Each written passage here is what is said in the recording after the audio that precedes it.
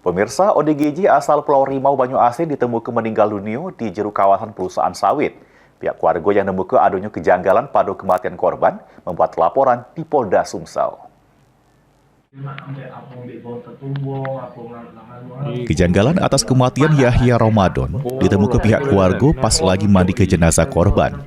Yang mana di badan korban ada beberapa luka pada sikil kanan sama dengkul, luka lebam di kepala serta tangan kirinya patah. Dari keterangan kakak kandung korban, awalnya pihak perusahaan sawit PT Mar ngabari amun adiknya ada di lokasi perkebunan, namun berselang beberapa menit, pihak perusahaan ngenjuk tahu lagi amun korban sudah tidak bernyawa akibat kecapean. Pihak keluarga menduga korban meninggal dunia akibat dianiaya, sehingga akhirnya keluarga korban nyari keadilan dengan ngelapor ke kejadian tersebut ke Polda Sumsel.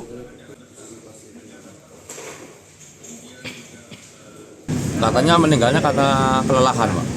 Kan nggak masuk akal, Pak. Uji orang PT. Sedangkan ini dalam pemandian jenazah kemarin banyak luka-luka lebam. Di bagian mana? Ya, ada video. Bagian pala, ada benjolan, bagian kanan ini, kaki tangan kiri patah. Kalau ini bolongan pojok, samuliko. Tapi kalau itu kelelahan kan nggak masuk akal, Pak. Ini laporannya sudah diterima petugas SPKT Polda Sumsel.